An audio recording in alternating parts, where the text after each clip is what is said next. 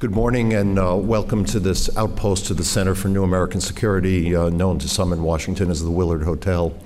It's great to have you all here this morning. It's a wonderful morning, not only for the importance of the topic we're going to discuss and the distinction of the people who are going to be presenting to you, but also for the wonderful array of participants in this audience who represent many different viewpoints, all of which are welcomed, and much distinction with respect to policymaking in Washington. I'd particularly like to note two people. General Amos, the Commandant of the Marine Corps. It's just wonderful that General Amos can be here and closely watch and listen to the comments of the Chief of Naval Operations so as to monitor what he says. And also John Nagel, our President of the Center for New American Security, who it's been announced will be a Minerva professor at the Naval Academy. This will probably be John's last formal event in the Center for New American Security role, and we all just want to pause for a moment to honor him. And I would suggest, since he's been so formative to the history of the Center for New American Security, we give him a round of applause.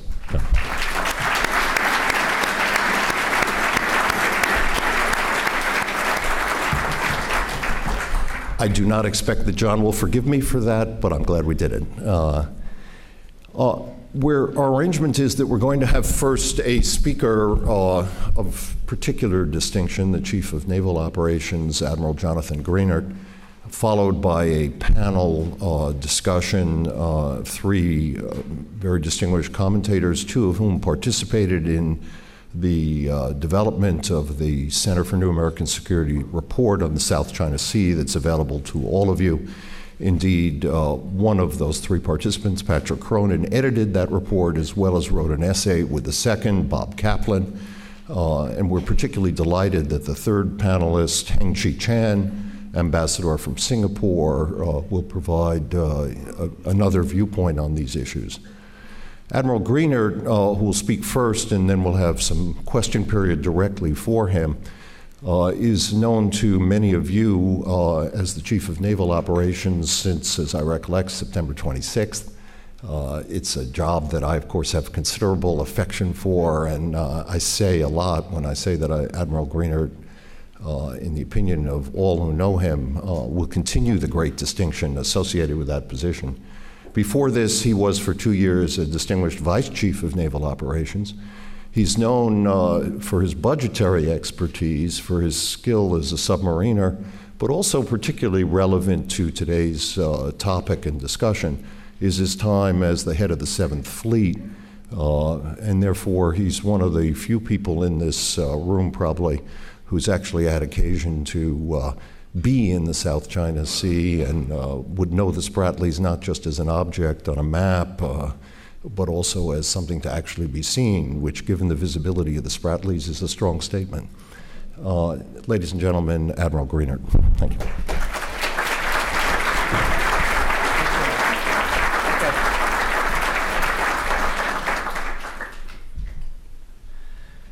Well, thank you very much, Mr. President. Mr. Secretary, excuse me. Wow.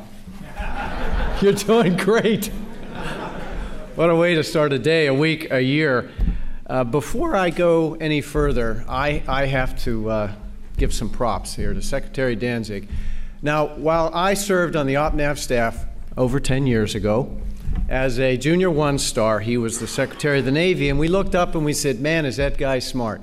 He's got the strategic view and all that goes with it. And I know all of you out there feel the same way as for what he's doing here. But he loves sailors.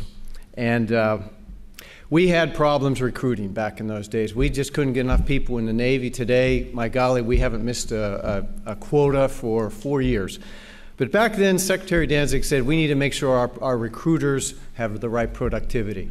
So when they're out on the road, you know, they go out, they talk to people, and they give out cards and say, give us a call. Well, heck, let's get moving. So he got them laptops and cell phones. And that was good. That got things moving. All of a sudden, we started making quotas. Today, because of what you got started, Mr. Secretary, a common E5 out on the road, 24-year-old girl is out there, and she's got a laptop, she's got an iPhone, she's got a cell phone, she's got a scanner, she's got a fax, and she's got a printer. So she's got a candidate, she's got a contract, and we want to thank you very much for getting that started, just thinking in the right direction. Now, about one of the best things you can say to a shipmate is, I got your back. And about 10 years ago, I was in the budget shop, as Secretary Danzig mentioned, and it's in the middle of the year, so all the budget money has been given out. Somebody comes down and says, the Secretary of the Navy wants to replace all the mattresses on our combatant ships. I go, say, what? And he said, yeah, all 200 and some thousand of them out there on the ships. And so we go, okay, we're going with inner spring mattresses. And we go, okay, how do we do that? So, well, it's your problem. So we got to work. We had the serial number. We had the company. And in a matter of 18 months, we replaced all the mattresses on our ships with an inner spring mattress. So I'll tell you, ladies and gentlemen, 3 times I have been out here since being a flag officer, out at sea, doing what we call a comfort and safety inspection, where you kind of walk around the spaces.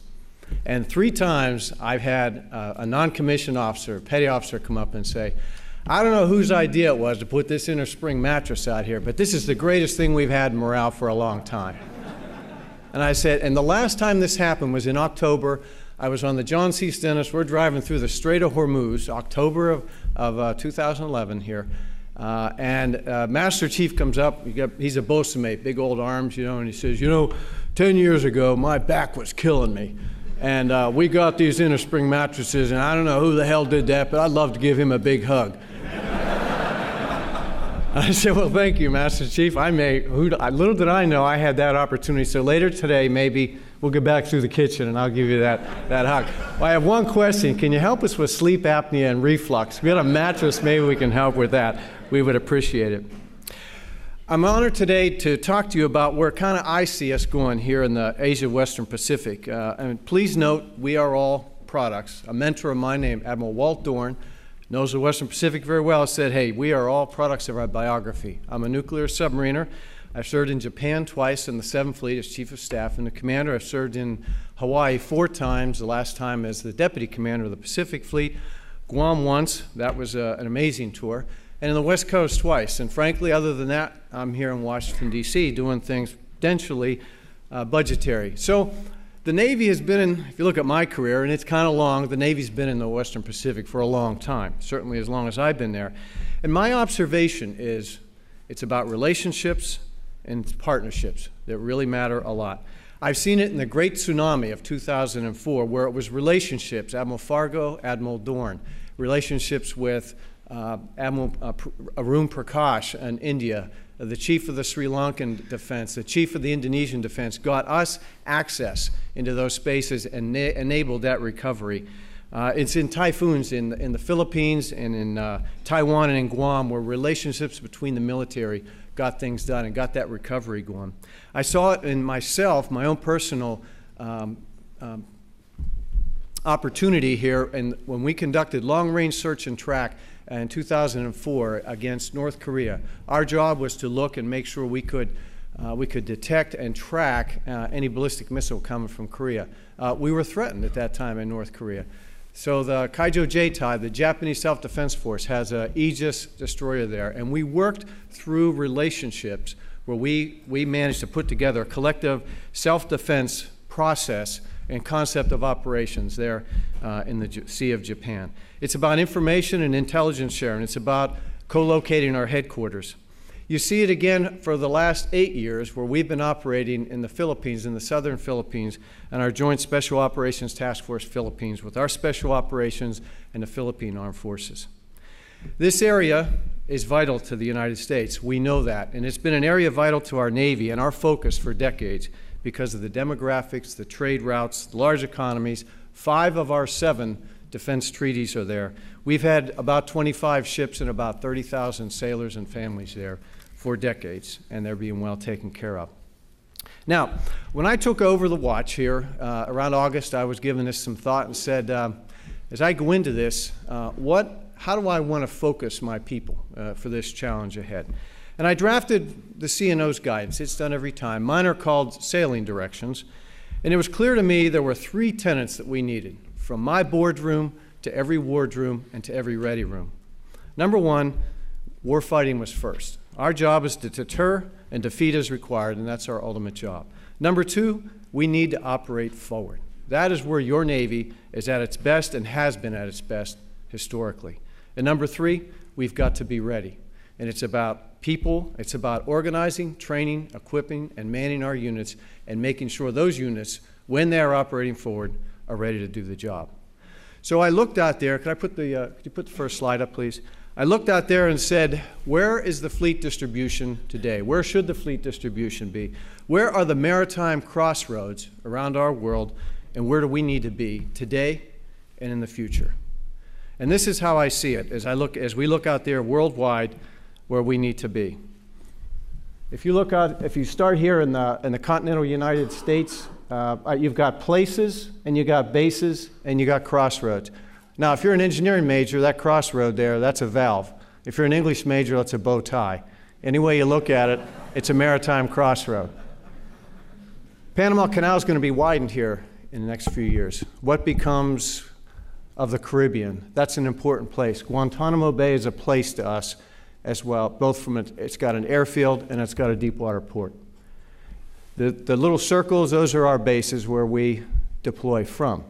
If we go over toward Europe, all the way to your far left, in Rota we're going to have 4 DDGs. That's going to be a place for us, a forward deployed naval force. 4 destroyers here over the next number of 4 years where we will pull that together. If you look into the Mediterranean, it's about Ceuta Bay, it's about Sigonella, and it's about Naples.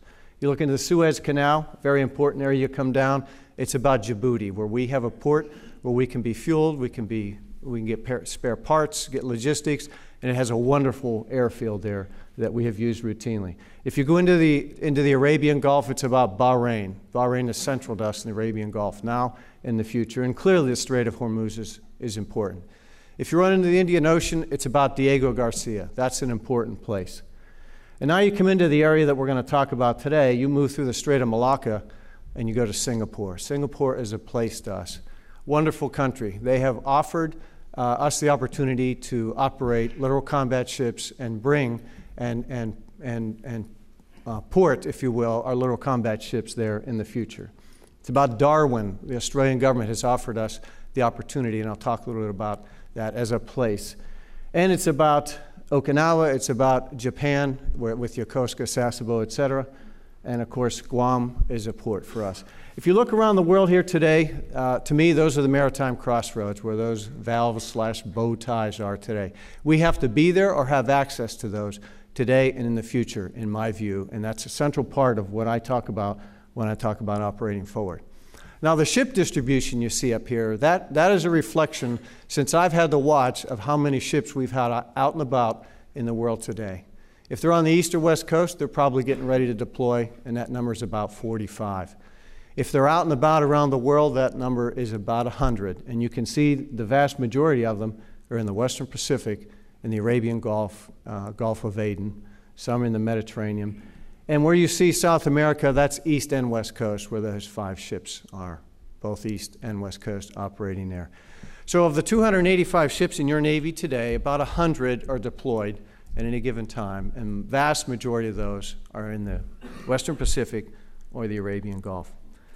So it's just not about the Asia Pacific, as you can see up here, but clearly that is number one. And the fleet distribution you see up here, I think, is going to be the fleet distribution proportionately for the near future. Our defense strategic guidance that was recently published tells me that we need to be global, operating forward at the crossroads, especially in Asia Pacific and in the Mideast. Now, our focus in East Asia, our focus in the Western Pacific is kind of as follows. We put the best equipment we have, the best stuff forward in our forward deployed naval force. That is the front line. That's what we have in and around Japan. And any given day, as you can see up there, we have 50 ships underway in the Western Pacific. About half of those are forward deployed naval forces in and around Japan. That's the most advanced air wing we have, the most advanced cruisers and destroyers, ordnance, anti-submarine warfare, and we screen our sailors and our commanders very carefully. We put our best in the Western Pacific. We will continue to nurture relations, as I mentioned before. That's embedded in me as a key and critical element. We have to be what I would call tangibly present out there, and we need to be dependable. We will remain engaged, first and foremost with our allies, particularly what I call the high-end allies, those where we have integrated operations in a real mature area. But we will continue to nurture partnerships and potential partners.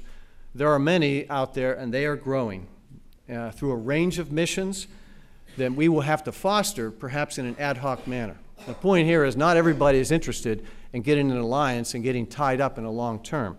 We have to work through that and build coalitions of the willing where it's necessary, and we've done that. We did that in Operation Tomodachi in the recovery of the tsunami and the nuclear disaster. We've done it through the Great Tsunami of 2004. So it's about, in that case, maybe humanitarian assistance, disaster relief, counter-piracy, counter-smuggling, etc. There are three really enduring allies that I would mention to you that will be important to us as we move into the future. For me, number one, it's the Japanese Maritime Self-Defense Force, the Kaijo Jeitai. They've been the keystone for a long time, and that was my first trip that I took 1 week into command. First place I went was to Japan to reassure my counterpart we're in this together. We've been partners for over 60 years. It's the home of the 7th Fleet. The Navy and the Marine Corps are stationed, if you will, in Japan in several places. Yokosuka is the home of the fleet. Atsugi is the home of the air wing, at least 70 tactical aircraft. Iwakuni is the home of Marine Tactical Air, and where our air wing will co-locate over the next few years. Misawa in northern Honshu is where our maritime patrol craft and some of our tactical Air Force aircraft. Sasebo and Kyushu in the southern islands is where our amphibious ships are stationed. And of course, White Beach, Okinawa, and Kadena, where our Navy Marine Corps team, and Okinawa and other bases, our Navy Marine Corps team operate our amphibious and expeditionary warfare throughout the Western Pacific. We get host nation support from Japan on the order of somewhere between $1 to $3 billion every year. They provide infrastructure, piers, headquarters, fleet support, quality of life support. They house our dependents. Some of their businessmen provide a public-private venture where they build Western-style homes for us to use, and we get force protection in the harbor and the shore. We do our most advanced and robust exercises in a combined manner with the Japanese Maritime Self-Defense Force, and that paid off dearly whenever we had to recover from the tsunami and the nuclear incident that took place. We have integrated command and control. We co-locate our people on watch with the Japanese Maritime Self-Defense Force. We have gone from just ensuring that we're not conflicted. In other words, it's from deconfliction to integration, making sure we don't run into each other. We're way beyond that. We are operating together above the water and under the water. And I would tell you that the tsunami and the effects therein and the nuclear incident that took place after that are receded greatly, and the alliance is stronger than ever. Put another way, I was told that our folks over there are referred to no longer as guests, but as neighbors, and that's a big jump in the relationship. Found that the Self-Defense Force strategy is emerging. It's gone from a focus of homeland defense to to regional and global security. They use the term active deterrence to improve their mobility, their ISR, and to have quick response. It's about not activity just in and around Japan, which was really the case as late as 2006 when I was there, to the 4 regions that Japan finds important in their defense force: Northeast Asia, Southeast Asia, South Asia, and the Middle East. And they are forming their own partnerships in East Asia and Southeast Asia, which is extraordinary. Second key ally I would mention is the Republic of Korea Navy, and that was my second stop. We have been allies there for greater than 60 years, and that area has probably got the greatest consequences if conflict were to break out. Chinhae and Pusan are places. I don't have them up there on the chart, but I tell you, those are places for us. We have a Navy support activity there, and the Republic of Korea Navy is building right in their headquarters a place for us so that we can co-locate with them in Pusan. We have very advanced information sharing agreements to share information and intelligence. Their greatest concern in the Republic of Korea Navy is North Korean provocation and operations really in the littorals in and around Korea. The unfortunate Chonan sinking, which took place a while back, where we regrettably lost 46 of our of our brothers on the good ship Chonon has caused a focus of defensive ASW with the Republic of Korea Navy and a renewed focus on undersea warfare. But they remain a developing ballistic missile defense partner, both afloat and ashore. They're high end. Can I have the next slide, please? A little bit about Australia. We've been partners since World War II, where our partnership grew greatly. It's a well-known relationship. They have a high-end Navy, and they're very reliable, and our relationship is very advanced. But as I mentioned before, Darwin is a place. The President mentioned it not long ago, and this is a great opportunity for us in the Navy. It's a great opportunity really for the Navy and Marine Corps team, and we'll be collaborating, the Commandant and myself and our staffs, with Pacific Command and Marine Forces Pacific for just the right set of concepts, the right set of operations, probably focused around humanitarian assistance, disaster relief, theater security cooperation, and contingency response, as we work to provide a rotational presence in Darwin with our Marines now and into the future. Now, looking at Southeast Asia, that's where I would see more recent changes and perhaps greatest potential in the future. Today, looking at exercises and operations, we do over 100 events building partnership capacity and security force assistance in Southeast Asia with the 7th Fleet. We are strengthening our bilateral and our multilateral institutions and exercises. This last fall, I hosted the International Sea Power Symposium, where I bring in every 2 years, we bring in every 2 years, the heads of Navy, and we have a discussion. We had 95 heads of Navy this time, which is extraordinary. There are only 120 in the entire world. We had a lot of them there. And I was amazed at how Singapore, Malaysia, Indonesia, and the Philippines emerged as spokespeople on some of the common issues that we have to deal with out there in the world. This is indeed a burgeoning area of leadership. The focus is on maritime domain awareness, counter-piracy, and humanitarian assistance, disaster relief. And Southeast Asia is a key area. So some examples I'll bring right up front is Singapore. It's a place to us, as I mentioned before, and they are emerging, the Singapore Navy, as a great innovator. We've been down at a command called Commander Logistics Westpac there in Singapore for decades. And that area, that command, was the key to the recovery of the Great Tsunami in 2004. Changi International Airport, located right outside Singapore there, has right beside it a military airfield. And right beside that is the port. And the Singaporeans have built that pier to take a nuclear aircraft carrier. They have built an operations center right there, which is compatible, in which we have been offered to use and have used for contingency planning and operations with the Pacific Command. The Singapore Navy has gone to the Gulf of Aden and the 5th Fleet area to conduct counter-piracy operations, and they have in fact commanded the coalition task force there. They have offered, as I mentioned before, to forward station little combat ships in the future and their supporting mission modules. A really burgeoning partner. In the Philippines, I mentioned that we've been conducting counter-terrorist operations with their Navy for some time, and today we do maritime domain awareness flights out of Clark Air Base, and perhaps there'll be more opportunities emerging with the Philippine Armed Forces in the future. In Indonesia, there's been a deliberate and a mutual interest down in the Southeast Asia with the Indonesian Navy. They are looking at counter-piracy operations in the Gulf of Aden, and they are evaluating that deployment perhaps in the near future. They are very interested and have come together with Malaysia and with Singapore to do counter-piracy operations in and around the Strait of Malacca. I mentioned India here, and I don't mention them late because they're not important. I mention them in this regard because of their impact on the eastern Indian Ocean, the western stretches of the Strait of Malacca. We operate with the Indian Navy and have for years. It's been a steady progress of operations we've had. And our main exercise is Malabar. Back in 2002 in Malabar, we would pass ships, go by, do flashing light, say hi, wave, do some flags, maybe take some sailors from one ship over to the other. In the last few years, we've been doing dual carrier operations. We have been doing combined undersea operations. And when two navies are willing to put their submarines under the water and do water space management, you're talking high-end, you're talking integrated operations. We've done exercises on the Eastern Indian Ocean, in and around the Andaman Islands and Andaman Sea. India is emerging. A few words about China. We are interested in engaging with China, and we will be.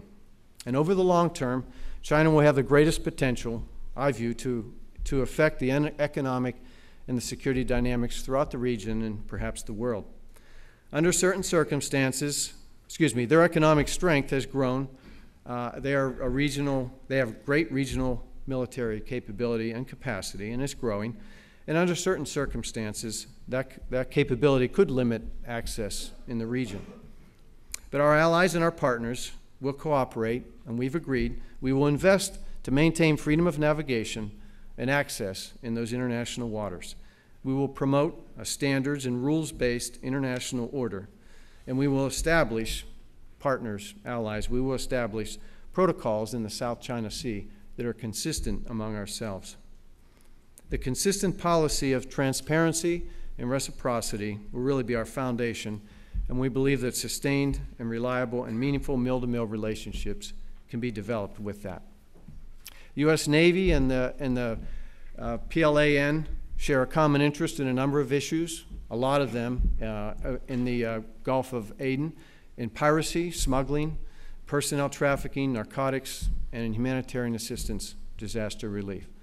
We seek cooperation and mutual interest, open communications, and we promote beneficial outcomes and increased work in forums. The chief of the PLAN, Emil, was fully intending to come to our International Sea Power Symposium. He's been there before. He's been to other fora. Regrettably, some events took place that precluded his attendance.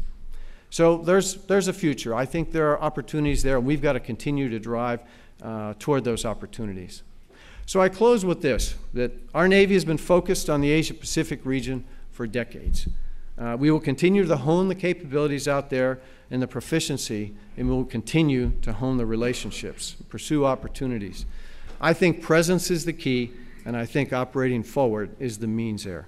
Thanks very much, and I look forward to your questions.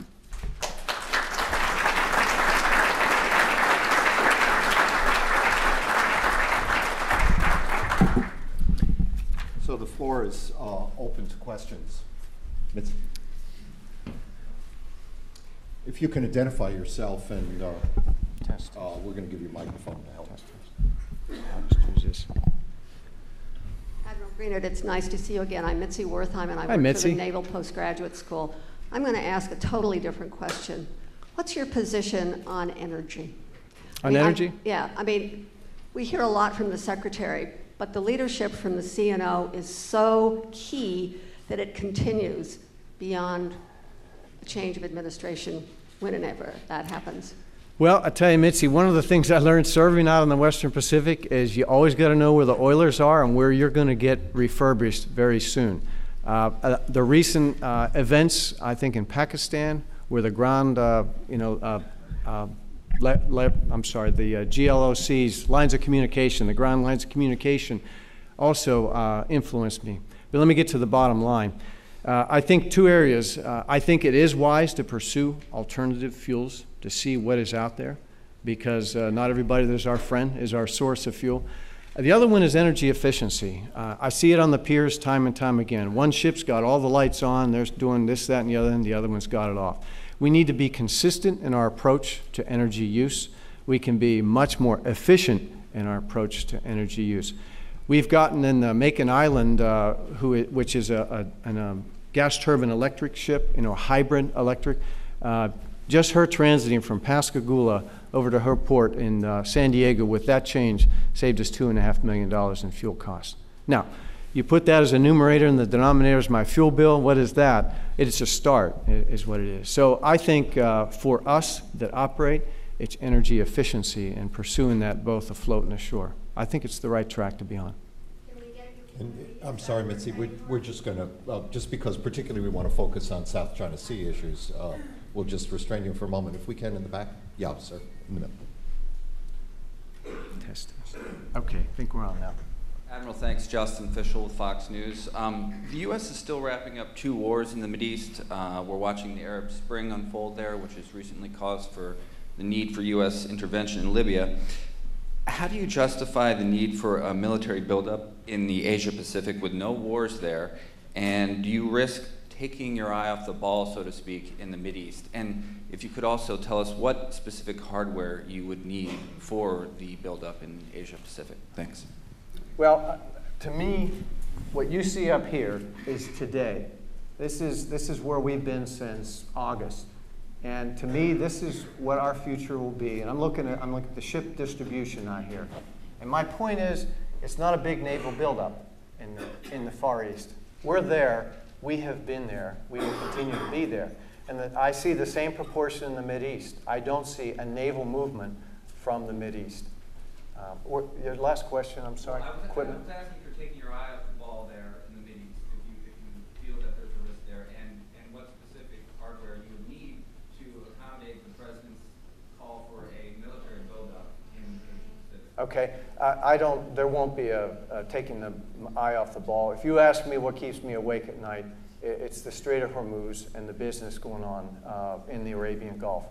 It's been that way since I went over. Remember I mentioned I went over to Bahrain. I went to Japan, Korea, and Bahrain. When I was over there, I rode the Strait of Hormuz, took a look around, and I view that as an important aspect. So the Navy won't be taking their eye off the ball. And in the equipment, it's about the ability to assure joint access. And so that will be that type of equipment, if you will, that type of focus will be what is needed for the long term in the Asia-Pacific. I have to comment that as one who's been praised for his investment in mattresses, I'm very sorry to hear that some things keep you awake at night. But yeah, in the back. Go ahead. Hi, Elizabeth Bueller from the New York Times. You just said the Strait of Hormuz keeps you awake at night. Could you explain why specifically? And what the U.S. could do to counteract that, assuming there's some sort of a conflict in the Strait of Hormuz or a blockade of some sort? Well, I'm an organizer, a trainer, and equipper. I make sure that our people have the right equipment to do the right thing. It's something I'm all around again and again. Our folks that transit in and around that area, I want to make sure that they're able to deal with the things that they need to deal with, basically self-protection, counter-swarm, ASW, and so that's what I'm talking about in that regard, Elizabeth. Yeah.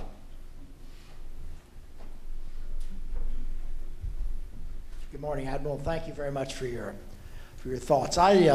Jack London with CACI. I'm very interested in the cybersecurity dimension, and obviously it's pervasive in many ways, and the challenges in terms of command and control of the seas. I thought maybe you might comment a little bit on how you see the emerging Chinese cybersecurity issue, threat issues. Good point. As somebody that goes to sea, we sometimes get in our head, well, we're out at sea, we're a little island there, cyber is not an issue with us, but in fact, it is an issue. We've had a lot of probes on our networks, all over the place, both ashore and at sea. And the point here is that we need to become, and will become, and are becoming, a part of Fleet Cybercom, which is also the 10th Fleet. So we need to protect our networks at sea. We need to have the systems to do it, the means to do it, just as we protect our headquarters. That it goes with what we have right now and the equipment we buy to put into our ships in the future. The first and most significant area will be the Western Pacific, and that is where the vast majority of our afloat cyber investments are right now today, and will be in the future. Yes.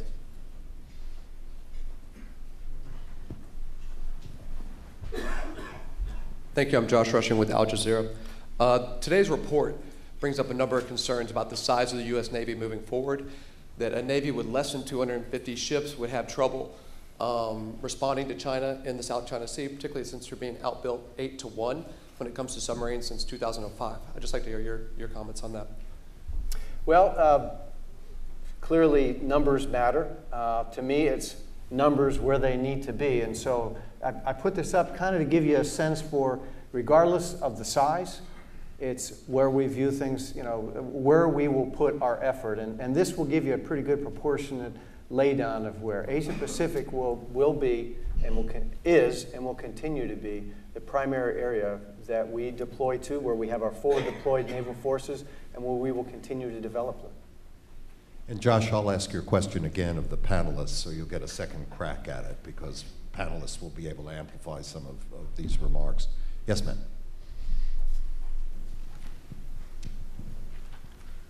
Thank you, Admiral. My name is Bingru Wang with Phoenix TV, Hong Kong.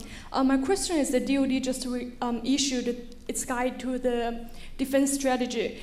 With the budget cut, how is it going to affect your naval operation in Southeast Asia? And my second part of the question is, the China's Ministry of Defense warned the U.S. to be careful in its words and actions. What is your response to their comments? Thank you. First answer is it won't affect operations in East Asia, the defense strategy guidance. This is about the right proportion, I see, from the near term. But we will take the defense strategic guidance just issued, look and run through the capabilities that are required to assure that we meet that, work through the number of ships, aircraft, and equipment that we need to distribute around the world, where they are, and adjust accordingly. But my first assessment is we're in good shape in the Navy, where we stand in the Western Pacific. The answer to the second is I appreciate the advice. Standing in the back, sir.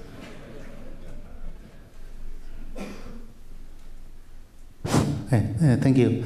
I'm from China, Chinese Academy of Social Sciences. My majorly focus on the South China Sea issues. So I do have a question for you.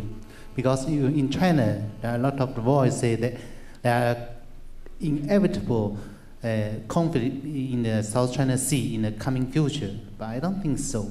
Because the war in this area doesn't meet all needs of China and the United States. My question for you is, what U.S. Navy and the China Navy can do to prevent conflict or do something to make build up the confidence? Thank you. I appreciate the question. To me, I think we need to continue dialogue and work toward a relationship. Today we have a military maritime consultative agreement. We have talks. And I can't tell you exactly how often they meet. I think it's about annually. I think we need to continue to do that. That is facilitated, I think, by Pacific Command. I think events like the Western Pacific Forum, Naval Symposium that takes place in and around Southeast Asia, frequently attended by China and the Chinese Navy. I think International Sea Power Symposium, where we can sit down and start the dialogue with those things that are of common interest to us. We've found in the future where we've had some maybe issues with other navies, you start with a foundation that is important to any mariner to be able to organize, train, equip, and to continue with the safety of the seas. And this is a clear desire of the PLAN. I think that's where we stay and continue to work through that dialogue. We have a question from the less expensive seats here. Thank you, Admiral, for your comments. I'm Stefan Halber. I'm a professor at Cambridge in England.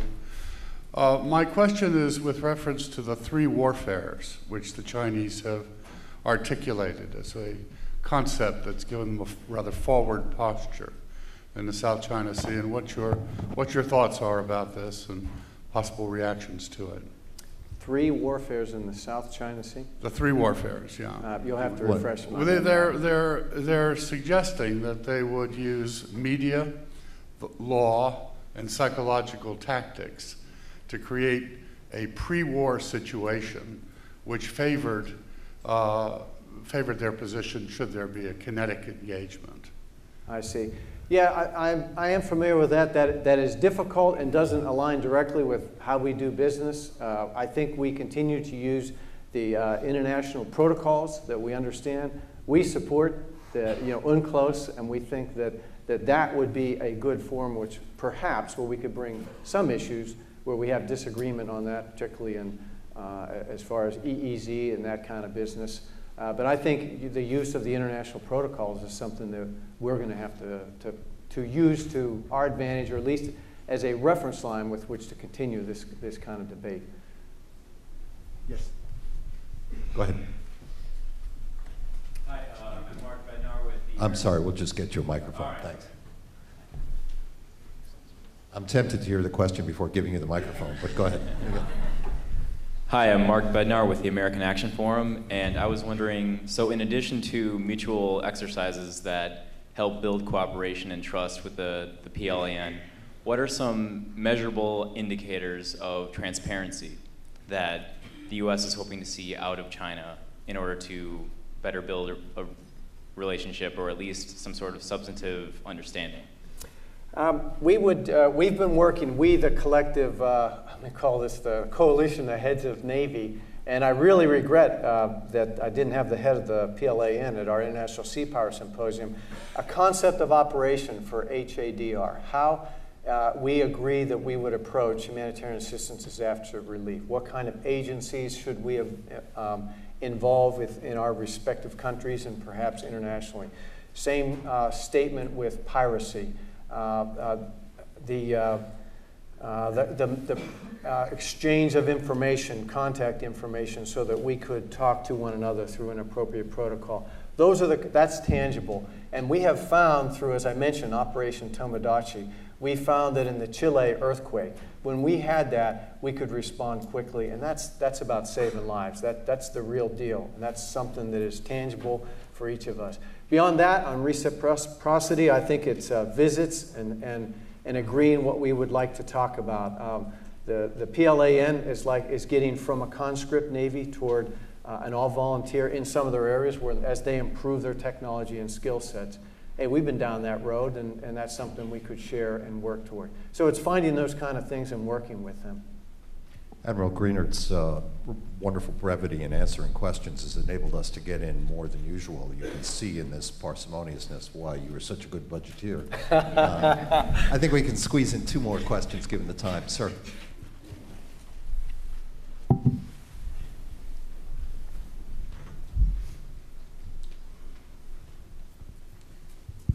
Good morning, Admiral.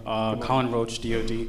Admiral, you mentioned a lot of Asia-Pacific key relationships today. What I found absent from that was any mention of Vietnam. So there's a lot of analysis and discussion out there about an emerging relationship, so I was wondering if you can comment on that. And if that exists, what do you think is driving that? Thanks. I'm sorry, what is driving the relationship? This relationship, if there is an emerging. I guess I would characterize our relationship with Vietnam, particularly the Navy, as deliberate and iterative. And what I mean by that is in conversations with at least their military, their nation desires to advance relations with our nation, like I said, in a very kind of iterative manner. And if you move a little too fast, there's a hesitation. There is common agreement on medical protocols, where they're very interested in the same sort of disease study, et cetera, that we are. They're very interested in search and rescue. They're very interested in humanitarian assistance, disaster relief, and they believe very much in things like fishing rights and really the governance on the sea. So Vietnam attended the International Sea Power Symposium. They were participants in subcommittees and all that. So I think what we need to continue to work toward there is what we call fleet exercises, FTX, where we can get out and get together with the Navy. And that really, we're open to do so. We don't want to push it too hard. We work with our State Department, their Ministry of Interior and State, and in that iterative manner. But they're a coalition of the willing in areas of mutual interest. Last question. Admiral Stephen Stashwick, actually I work for you at OpNav. Does this get even time? Hope it went well. Sir, earlier you mentioned protocols for the South China Sea, and I'm just curious, ideally what shape you would see those taking, something bilateral, multilateral, kind of modeled off Sure. the INCSE protocols. Sure. Now, when I was you see that referring being? to that among allies, the conversation we had with the JMSTF went something like this. We agreed we were both going to operate in the South China Sea, and we agreed freedom of navigation was important. And we said we know that at sometimes there's a dialogue that takes place with the PLAN. It would be of use if our approach to that dialogue was consistent from the perspective if there was disagreement, such that how do you have a conversation with somebody who is insistent that you're in the wrong place? You either stop talking or you keep talking, and you watch how you ratchet up, if you will, the rhetoric. If we're in there together, kind of locking arms, and one is saying, "Oh yeah," and the other saying, "Well, maybe we can talk about it," it's inconsistent. That's kind of a simplistic approach, but it's sharing those protocols. How do our masters of our special mission ships, our Maritime Sea Lift Command ships, what do we instruct them to do? What does the Japanese Coast Guard instruct their people to do? Then our military, Navy, and their Navy. And to sort of standardize that to the maximum extent possible, working with PACOM, so that, once again, if you're the PLAN or you're the Chinese Coast Guard, I think it would be helpful for overall consistency in there if we kind of knew where we were coming from in a consistent manner. Otherwise, to me, and we've seen this, there's opportunity for miscalculation as to what this individual meant, and are they alone or do they represent their organization and maybe their nation? Admiral, I want to thank you particularly. Thank you very much.